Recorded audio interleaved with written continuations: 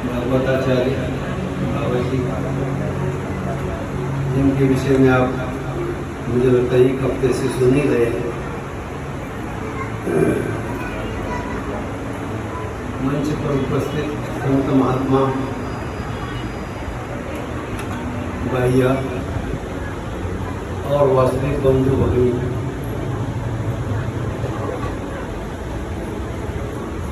आज सबसे मुझे खुशी इस बात की है कि भाई जी का 61वां संन्यास दिवस है और उसके उपलक्ष्य में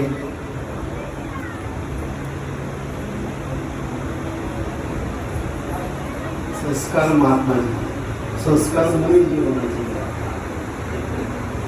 तो संस्कार मुनि जी ने बोलने का प्रयास किया, मैं उनको बहुत बहुत बधाई देता हूँ और उनके साहस की भी प्रशंसा करता हूँ, क्योंकि सबसे पहले जब स्टेज पे मैंने बोला था तो मेरे पैर बिल्कुल ऐसे कांप रहे थे और पसीना पसीना हो गया, जैसे मुझे हार्ट अटैक होने वाला है। इससे स्टेज पे बोलना कोई आसान बात नहीं है, इसके लिए बहुत अध्ययन करना पड़ता है, बहुत अनुभव होना चाहिए। और महात्मा जी ने आज सर्वप्रथम हमने कहा उनको कि प्रयास करो, तो उनको बहुत बहुत बधाई देता हूँ। आज से वो बोलने का प्रयास करें और ये न समझे कि हमें कुछ नहीं आता, हमें बहुत कुछ आता है, पर हम उसे कैसे प्रस्तुत करें। जैसे आपके घर में सब्जियां तो हम ला के देते हैं, पर उसको कैसे बनाना है और वो एक सब्जी की अनेक चीज़ें कैसे बनानी है, इसकी कला आप जानते हैं। इसी प्रकार से विद्या एक ही है और विद्या के बारे में शास्त्र में क्या कहा गया है, या विद्या सा विमुक्त है। विद्या वो जिससे जीवात्मा मुक्त हो जाए। विद्याएं तो बहुत है, हर प्रकार की विद्या है। कोई बांसुरी बजाता है वो भी विद्या है, तबला बजा रहा है, हारमोनियम बजा रहा है, कला है। देवताओं की भी विद्या है। विद्या यानी विज्ञान भी है, ज्ञान भी है। तो विद्या कौन सी, ज्ञान कौन सा, या विद्या सा विमुक्त है। वो विद्या जो हमें मोक्ष दिला दे, जो हमें इन बंधनों से मुक्त करे, अर्थात आत्मज्ञान। भगवान चक्रधर स्वामी जी का क्या कहा है, आत्मज्ञानी मोक्ष, लिंग पाते मोक्ष। मोक्ष कब मिलता है, आत्मज्ञान से, जब अपने आप को अपना ज्ञान हो जाए। हमें दूसरे का ज्ञान तो बहुत है, पर अपना ज्ञान नहीं है कि हमारे में क्या कमी है। हमारा ज्ञान हो जाए कि हमारे में क्या कमी है, उस दिन हम मुक्त हो जाएंगे। तो मनुष्य का स्वयं का ज्ञान पहले होना चाहिए कि स्वयं में क्या कमी है, स्वयं में कितना काम, क्रोध, लोभ, मद, मत्सर भरा हुआ है। तो इन सब चीज़ों के ऊपर आपको 8 दिन में फगवाड़ा वाले महात्मा जी ने बहुत कुछ बताया है। और एक उनके पास विशेष कला है कि कथा के माध्यम से आपने उनको सुना, तत्व ज्ञान की बातें सुनी। हमारे धर्म का धर्म ग्रंथ जिसको हम कहते हैं वो है लीला चरित्र। मुझे आशा है कि आप सबको पता होगा कि लीला चरित्र हमारा धर्म ग्रंथ है और वो हर व्यक्ति के पास होना चाहिए। कितने लोगों के पास है लीला चरित्र? बस गिने चुने लोगों के पास है। तो आपने लीला चरित्र रखा है, उसमें कितनी लीलाएं हैं? बहुत सारी है। तो लीला चरित्र यदि रखा है, जिस दिन नहीं रखा है उन्होंने तो रखना शुरू करो, और जिन्होंने रखा है उन्होंने पढ़ना शुरू करो। और हर चीज लीला चरित्र में की हर लीला में भगवान के सूत्र बताए गए हैं, जिससे हमारा एक दूसरा ग्रंथ तैयार हुआ है जिसका नाम है सूत्र पाठ। ये तात्विक ग्रंथ है, यानी हमारे संप्रदाय का तत्व ज्ञान है। तो सामान्य जानकारी हमें होनी चाहिए, विशेष जानकारी रखने की तो जरूरत नहीं है। विशेष जानकारी रखने की उसको जरूरत है कि जिसको चेले बनाने हैं, शिष्य बनाने हैं। शिष्य बनना भी बहुत मुश्किल काम है, तो आजकल कोई शिष्य बनने के लिए तैयार नहीं। मैं हमेशा बताता हूँ कि एक आदमी गया महात्मा जी के पास, उन्होंने कहा कि मुझे शिष्य बनना है, शिष्य बनने के लिए क्या क्या करना पड़ेगा। तो महात्मा जी ने बताया, भाई गुरु की सेवा करनी पड़ेगी। पहले तो भगवान कृष्ण ने भी सांदीपनी आश्रम में लकड़ियाँ इकट्ठी करके लाए और इस प्रकार से गुरु की सेवा की। तो आपको भी सेवा करनी पड़ेगी, रोटियाँ सेकनी पड़ेगी, भिक्षा लानी पड़ेगी, बहुत सारे काम बता दिए उन्होंने। हमारा झोला लेके चलना पड़ेगा। सत्यभामा ने भगवान कृष्ण को दान दिया था, तो नारद जी ने कहा कि चलो चलो मेरा झोला पकड़ो, पोटली पकड़ो और चलो हमारे पीछे पीछे। तो शिष्य बनाने की बहुत कसरत है, और हमारा आसन जो है वो हमेशा डालना जहाँ पे पहुँचे। तो शिष्य बहुत उगता गया, उसने कहा कि भाई ये तो बहुत पर मुश्किल काम है।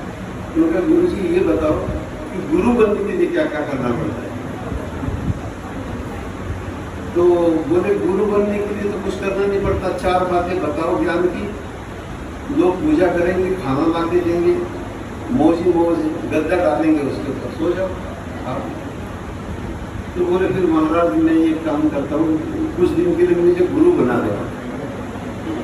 तो शिष्य बनना तो बहुत कठिन है, इसलिए कम से कम आप गुरु बन जाओ।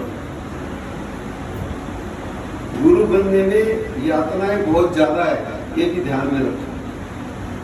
उसने तो कहा कि गुरु बना दो, पर गुरु बनने में यातनाएं बहुत ज्यादा है। ऐसा है कि गुरु, मान लीजिए गुरु जा रहा है यहाँ पे, तो गुरु किसी भी लाइन में खड़ा नहीं हो सकता, तो बहुत दिक्कत है। सम्मान की जगह है, चेले देख लेंगे, गुरु जी क्या कहाँ खड़े हो, ये तो शराब का ठेका है, यहाँ कहाँ खड़े हो आप, तो क्या करोगे। यानी हर जगह गुरु को शिष्य जो है वो ठीक ठाक करते रहते हैं, इसलिए गुरु बनना बहुत ही मुश्किल है जीवन में। और फिर आपको सारे शास्त्र का अध्ययन होना चाहिए। कोई कुछ भी पूछ लेगा, आपको पता ही नहीं कि कौन किस समय कुछ पूछ लेगा। अभी एक ने कहा कि हम तो इतने दिन से वो कर रहे हैं, बताओ अब हम संन्यास नहीं ले सकते, हम तो हाथ पैर थक गए, ये हो गया। यही बताओ कि हम संन्यास ना लेकर के भी हमें ईश्वर कैसे मिलेगा। प्रश्न तो बहुत कठिन है। हमने कहा कि हम जब तक ठीक नहीं रहेंगे तब तक हम आपको कैसे बताएंगे। ऐसे ही एक माता अपने बच्चे को ले गई गुरु के पास, उनका महात्मा जी इसको बताओ ये गुड़ बहुत खाता है, गुड़ बहुत खाता है और पेट में दर्द होता है, मोशन लग जाते हैं इसको। तो महात्मा जी ने कहा कि ठीक है मैं बताता हूँ, पर आप 1 हफ्ते बाद आना। वो चले गए, अगले हफ्ते गए महात्मा जी के पास, महात्मा जी बताओ ना गुड़ भी खा रहा है बहुत ज़्यादा। तो महात्मा जी ने कहा कि बेटा गुड़ नहीं खाना चाहिए, गुड़ से पेट खराब होता है। गोविंद प्रभु भी गुड़ खाते थे ना, तो उनको पेट खराब होता था, बार बार मजा ऐसा मना करते, तो गुड़ मत खाया करो। वो माता ने कहा कि महाराज जी 8 दिन लगा दिया आपने इतनी सी बात बताने के लिए, ये तो मैं अपने घर ही बता। मुझे गुरु बनना बहुत कठिन, पहले मुझे गुड़ छोड़ना पड़ा, फिर मैंने इसको बताया। तो गुरु बनना बहुत मुश्किल है, आप शिष्य ही बने रहो और शिष्य बन करके ज्ञान प्राप्त करो। अर्जुन भी बहुत विद्वान था, 64 कला का ज्ञाता था, लेकिन वो भगवान कृष्ण का गुरु नहीं बना, शिष्य बना। शिष्य बनना, विद्वान होने पर भी शिष्य बनना आसान है, गुरु बनना बहुत मुश्किल है। तो जीवन में अभी तक एक बात बताई आपको कि स्मरण, ईश्वर का चिंतन करना बहुत महत्वपूर्ण है। सब कुछ करो पर ईश्वर का चिंतन भी करो साथ साथ। भगवान कृष्ण ने एक ही शब्द में कहा है, मामनु स्मर युद्धेश्वर, इसके बारे में कि युद्ध भी करो और मेरा स्मरण भी करो। पहले जो प्रश्न मैंने कहा था आपको कि किसी ने पूछा कि संसार में रहते हुए हम कैसे स्मरण कर सकते हैं या कैसे संन्यास ले सकते हैं, कैसे मुक्त हो सकते हैं।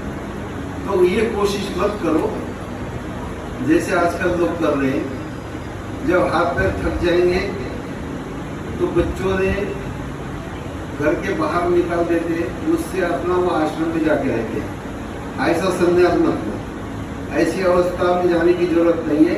जहाँ हो वहीं पे ठीक है, वहीं पे ईश्वर का चिंतन करो, वहीं पे ईश्वर का ध्यान करो, क्योंकि वहां भी जाओगे तो आप ऐसा ही संसार सजाओगे। एक बार नाव में बैठ करके बहुत सारे लोग जा रहे हैं, तो क्या है कि समुद्र के अंदर मछली जो है कूद करके ऊपर आने लगे। तो लोगों ने पहचाना, भाई ऐसा है कि मछली एक एक आदमी को सबको खा जाएगी, इससे ऐसा करो कि एक एक आदमी को इसको डालते जाओ, सबको ही मरना है पर शायद बच जाए, एक आदमी से काम चला जाए। तो उन्होंने एक आदमी डाला, मछली दे गए, फिर आ गई, दूसरा आदमी डाला, तीसरा डाला, चौथा डाला, आखिरी वाला भी आदमी चला गया। तो बोले इतने आदमी कैसे खा गई ये मछली। उसने देखा वहां पे उसके घर में उन्होंने सब सजाया था, कोई दुकानदार था उसने दुकान सजाई, जो काम करने वाला था उसने अपनी दुकान लगा दी, वहां चाय का ठेला लगा दिया, किसी ने फ्रूट का ठेला लगा दिया, किसी ने सर्विस करना शुरू कर दिया। तो संन्यास लेकर के भी हम ऐसा ही करते हैं, एक घर छोड़ते उधर दूसरा घर बना देते। आश्रम इधर हल्का चूल्हा था उधर भारी चूल्हा कर देते, इधर किचन में कुछ नहीं था उधर किचन में सब कुछ भर देते मांग मांग। तो ऐसा संन्यास लेने का कोई लाभ नहीं है। इसलिए शिष्य बनो और ज्ञान प्राप्त करो। पहली बात नाम स्मरण करो, दूसरी बात सत्संग करो, दूसरी बात सत्संग करो। क्यों? एक घड़ी आधी से पुण्यात, तुलसी संगत साधु की कटे कोटि अपराध, ऐसा कहा गया। एक घड़ी आधी घड़ी, बहुत देर तो आप टिक नहीं पाएंगे, संसार की यातनाएं बहुत मुश्किल होती है, इसमें सवेरे से शाम तक समय नहीं मिलता।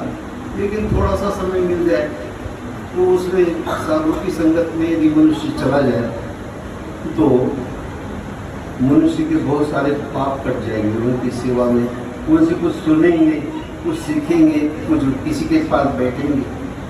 चक्रधर स्वामी ने भी एक बात बहुत महत्वपूर्ण बताई है, एक में का भेंट लिया था पाड़ जाए। तो मैंने बहुत लोगों को पूछा कि ये पाड़ काय का पाड़ है। मराठी में पाड़ तो उसको कहते हैं जो आम पक जाता है। तो किसी ने मुझे कहा नहीं कि ये पाड़ क्या है।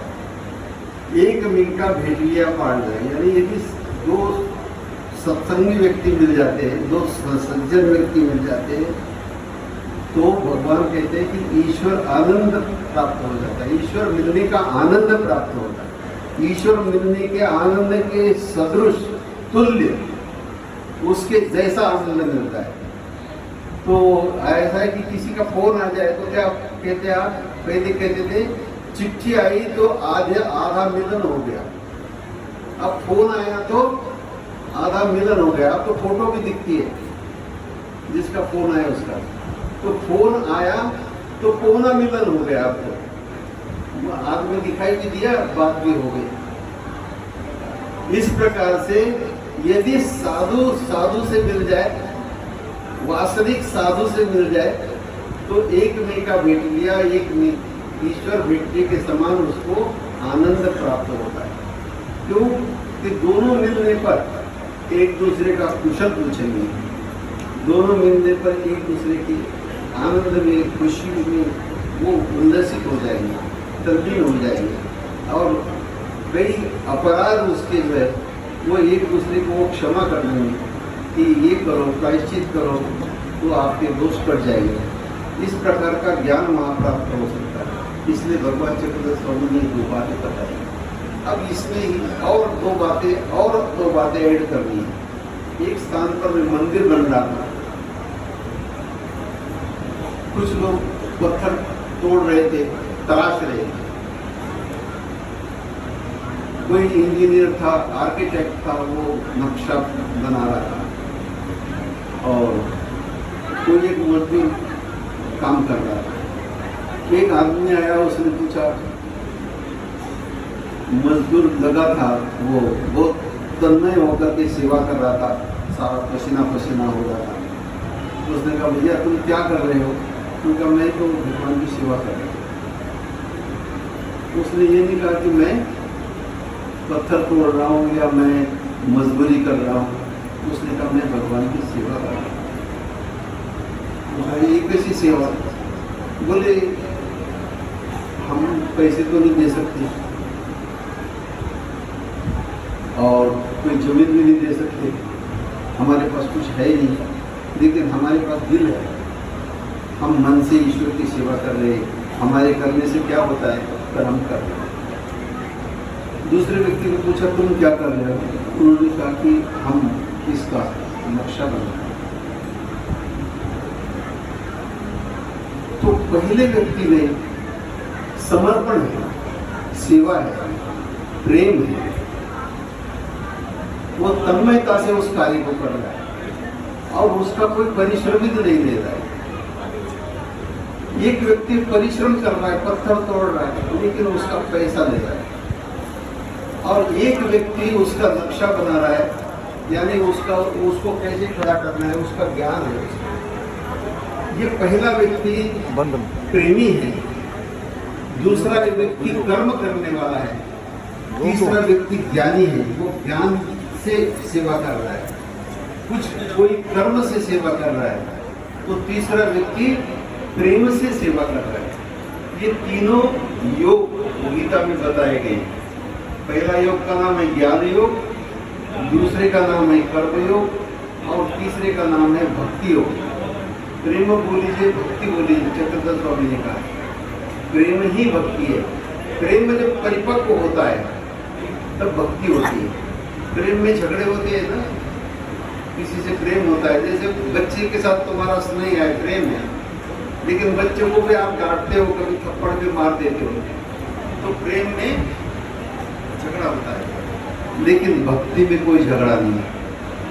प्रेम ऐसा है जैसा कि कच्चा आम होता है ना, कैरी बोलते हैं जिसको, कच्चा आम तो खट्टा होता है, तो खट्टा आम कैसे खाते हैं? उसको नमक मिर्च लगा करके उसको अचार के जैसा बना करके खाते हैं। वही आम कुछ दिन रखेंगे आप पेड़ के ऊपर, तो उसका हरा रंग पीला हो जाता है, खटाई की जगह मिठाई आ जाती है, उसमें मिठास आ जाता है। इस प्रकार से उसमें परिवर्तन होता है। भगवान चक्रधर स्वामी कहते हैं कि प्रेम के बाद में प्रेमाची उत्तर अवस्था से भक्ति। प्रेम जब परिपक्व हो जाता है तब उसमें भक्ति का आविर्भाव होता है। क्यों? उसके प्रति, ईश्वर के प्रति, साध्य के प्रति साधन के मन में, साधक के मन में एक श्रद्धा भाव उत्पन्न होता है कि जो कुछ ये करेगा वो सब कुछ मेरे लिए अच्छा होगा। साध्य साधना कार्य आकार ले कर चरणवंत ब्रह्म ऐसी प्रति, उसको ये प्रतीति ऐसी होती है, उसको एक अनुभव होता है कि ये मेरा भला करेगा, ये जो करेंगे वो सबसे अच्छा करेंगे। तो इसको कहते हैं शरणागति भक्ति। पहला हो गया ज्ञान, दूसरा हो गया कर्म और तीसरा हो गया भगवान।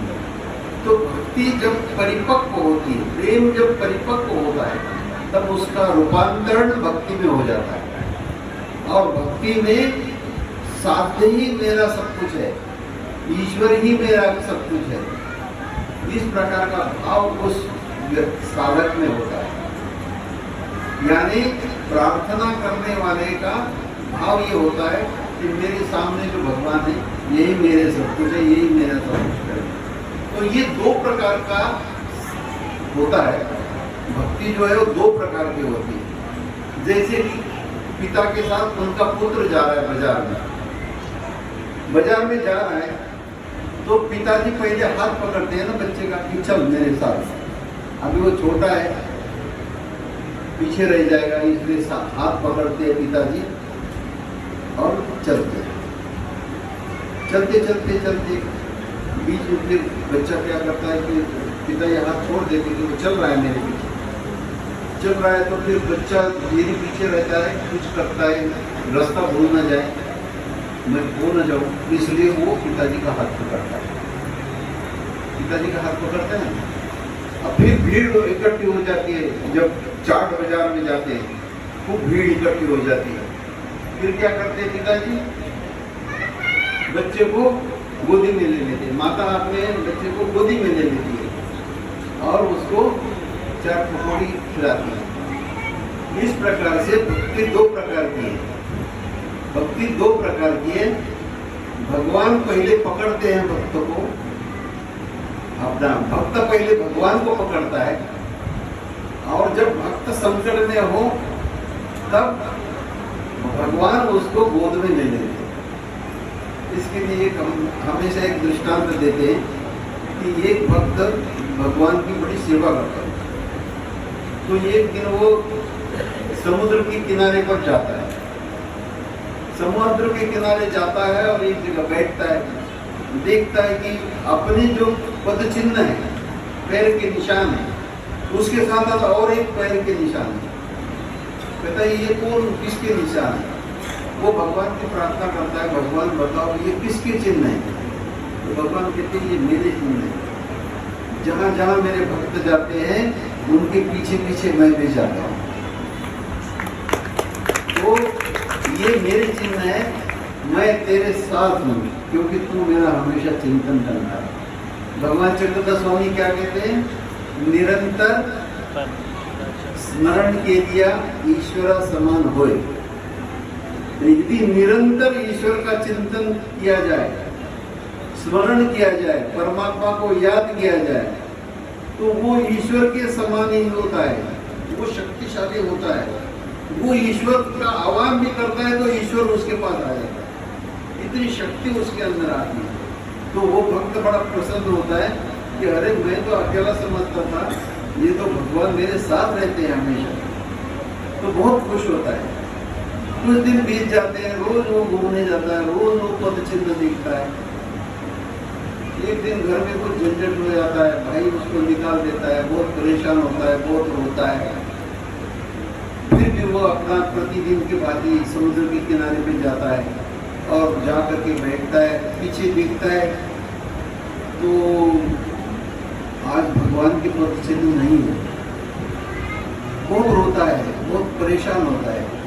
भगवान, मैंने सुना था कि जिसका कोई नहीं होता उसका भगवान होता है, पर जब हम परेशान हैं तो भगवान तूने भी मेरा साथ छोड़ दिया। बहुत परेशान होता है, बहुत रोता है, तो भगवान उसे कहते हैं कि बेटा मैं तेरे साथ हूँ, पर जब मेरा भक्त बहुत मुश्किल में होता है तब मैं अपने भक्त को अपने गोद में ले लेता हूँ। तू मेरे गोद में है लेकिन तेरे कर्म बहुत खराब है, इसलिए मैंने तुझे गोद में ले लिया है। अब ये जो पद चिन्ह है ये मेरे पद चिन्ह है, तेरे नहीं है, तू मेरे गोद में, मैंने तुझे संभाला हुआ है, ऐसा मत समझ कि मैं तेरे साथ हूँ। तो ईश्वर निरंतर अपने साथ होता है, उसमें भक्त की कमी होती है, उस कमी के लिए भक्त को प्रायश्चित करना चाहिए। कभी भी मन में ये शंका नहीं लानी चाहिए कि भगवान मेरे साथ नहीं है। भगवान निरंतर भक्त के साथ होते हैं। तो पहली अवस्था ये है कि भक्ति हमारी ऐसी होनी चाहिए कि भगवान हमें अपने गोद में ले लें। शास्त्रों में दो प्रकार की भक्ति कही है। एक मार्जारवत, मार्जार यानी बिल्ली जैसी। बिल्ली क्या करती है? बिल्ली चूहे को या अपने बच्चे को मुंह में पकड़ती है। अपने बच्चे को मुंह में पकड़ती है, अपने दांत लगने नहीं देती है, लेकिन चूहे को पकड़ती है तो खा जाती है। अपने बच्चे को जब पकड़ती है तो दांत नहीं लगने जाती, एक स्थान से दूसरे स्थान पे सुरक्षित ले जाती है, उसको अच्छी जगह रखती है। लेकिन जो बंदरी होती है, बंदरी क्या करती है? टहनी पे कूदती है और जब कोई उसको लगता है कि संकट आने वाला है, कुछ परेशानी आने वाली है, तो अपने बच्चे को छाती से लगाती है। बच्चे को मुंह में नहीं पकड़ती, ना पकड़ती है, बच्चा उसको बंदरी को पकड़ता है ना? बच्चा बंदरी को पकड़ता है और वो फिर एक दूसरे डाल पे छलांग लगा के अपनी सुरक्षित जगह पे चले जाते हैं। लेकिन जब बंदरी को बंदरी का बच्चा पकड़ता है तो जिम्मेदारी किसकी है? बच्चे की जिम्मेदारी है ना। बच्चे के हाथ छूट जाएगा, मर जाएगा, गिर जाएगा। तो ये जो भक्ति है कि आपने यदि भगवान को पकड़ा है तो आप सुरक्षित नहीं है। आपको भगवान को पकड़ना नहीं है, भगवान के गोद में बैठना है। इसलिए गीता में भगवान ने कहा है, मय्यैव मनाधत्सो मयि बुद्धि निवेशय निवस्यसि मय्यैव अत ऊर्ध्वं न संशय। ये जो बुद्धि है कि भगवान कैसे गोद में रखेगा, क्या रखेगा, ये बुद्धि से तर्क मत लड़ाइए।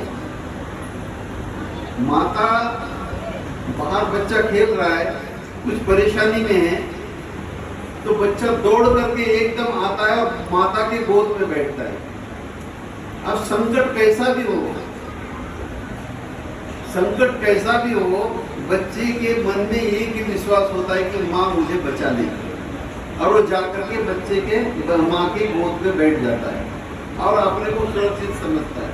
उसके बाद में उसकी कोई जिम्मेदारी नहीं। इसी प्रकार से हमें ईश्वर के ऊपर परम श्रद्धा होनी चाहिए, परम प्रीति, परम श्रद्धा ऐसी ईश्वर के प्रति होनी चाहिए कि तू ही मेरा सब कुछ कर सकता है। ऐसी श्रद्धा यदि होगी तो आपका सब कुछ काम परमात्मा ही कर सकता है। इसको और भी आप समझ सकते हैं कि एक आदमी क्या करता है कि अपनी गाड़ी से दिल्ली जाता है, गाड़ी से दिल्ली जाना है, कल सवेरे जाना है, तो क्या करता है वो? पहले दिन गाड़ी की सर्विस करता है, गाड़ी में तेल डालता है, ड्राइवर का इंतजाम करता है, सब कुछ करने के बाद वो जाने के लिए तैयार होता है। उसे कुछ खुद तो नहीं करना, पर करवाता है वो सारा काम। ये होने के बाद में गाड़ी के व्यक्ति दिल्ली जाता है, बीच में गाड़ी खराब हो गई तो जिम्मेदारी किसकी है? गाड़ी जब आपकी है तो जिम्मेदारी आपकी है। ड्राइवर तो उतर के चला जाएगा, बाबूजी मैं क्या कहूँ, गाड़ी खराब हो गई, लगाओ गैरेज में किसी जगह। तो आप यदि अपनी गाड़ी में बैठे हो तो आप सुरक्षित नहीं है, सारी जिम्मेदारी आपकी है। लेकिन आपको कल दिल्ली जाना है, आपने टैक्सी वाले को फोन किया, भैया कल सवेरे 6 बजे जाना है, दिल्ली जाना है, बताओ कितने पैसे देगा? इतने पैसे, हाँ चलो हम दे देंगे। गाड़ी में बैठ गया, 6 बजे आने की जिम्मेवारी किसकी है? टैक्सी वाले का या तुम्हारी है? तुम तैयार नहीं हो तब भी 6 बजे वो आ जाएगा। तो यदि तुम टैक्सी में बैठते हो तो सारी जिम्मेदारी टैक्सी वाले की होगी। गाड़ी बीच में खराब हो गई, मालिक उतर करके दूसरी गाड़ी कर लेगा, गाड़ी से क्या लेने देना उसे, गाड़ी की कोई जिम्मेदारी नहीं है। लेकिन अपनी गाड़ी में, इसलिए तुम दूसरे की गाड़ी में बैठो, यानी परमात्मा की गाड़ी में बैठो। प्रभु के भरोसे हाको गाड़ी, है ना। तो प्रभु की गाड़ी में बैठो। इसलिए भगवान कृष्ण कहते हैं मय्ये मनादत्स्व मयि बुद्धिम निवेशय निवसिष्यसि मय्येव अत ऊर्ध्वं न संशयः। इसमें संशय करने की कोई बात नहीं। यदि तुम मुझ में ही सब कुछ करते हो, मेरे में ही मन लगाते हो, मेरा ही ध्यान करते हो और मेरे में ही निवास करते हो, तो तुम्हारा उद्धार अवश्य होगा। बोले कृष्ण भगवान।